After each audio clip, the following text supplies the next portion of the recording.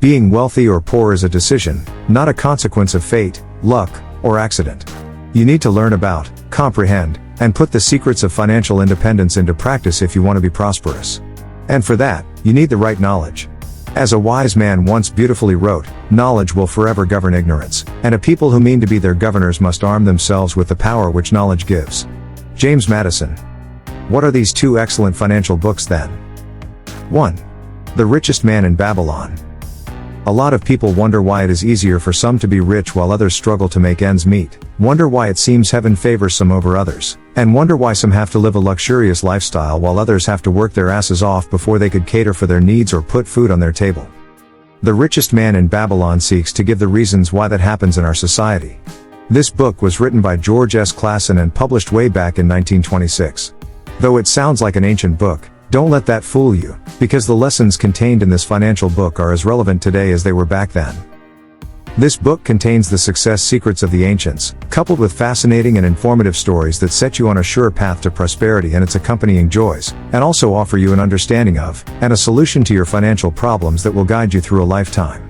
In a nutshell, this is a book packaged with ancient secrets to acquiring money, keeping money, and making your money to earn more money.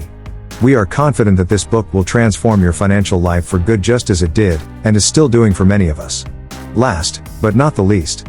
2. Acres of Diamonds. So, Acres of Diamonds is a powerful book by Russell Conwell that tells the inspiring story of a farmer named Ali Hafed. He had a farm and that farm contained all he ever desired in life, but he did not know it. In a desire for great wealth, he sold his farm and traveled out in a quest for the great treasure he desired, but he died a pauper. The story of Ali Hafed is very common among many people around the world. Ali Hafed was traveling all over the world searching for riches, but he never knew that the riches he was searching for were in his backyard. Likewise, several people travel all over the world in a quest for treasures and riches when, in reality, the treasures and riches they seek lie right under their noses. This book helps you to appreciate the value and take advantage of what you already have. It also goes on to help you discover the hidden potential within yourself, and opens your eyes to see the opportunities that are right in front of you. Although this book may have been written in 1921, the lessons contained in this financial book are as relevant today as they were back then. After you finish reading this book, you will be thankful you did. And your life will never remain the same again. There you have it, our picks for the 2 financial books to read for this month. If you've read one or both of the books, kindly share with us some of the lessons you took away from them, how applying them has in some ways improved your financial situation, and your thoughts on the book or books. Thank you as you do so. Stay positive. Keep hustling. Your hope is alive. And we'll catch you in the next video. More importantly, what is your take-home from this video? What serves as an eye-opener for you? What would you like to contribute?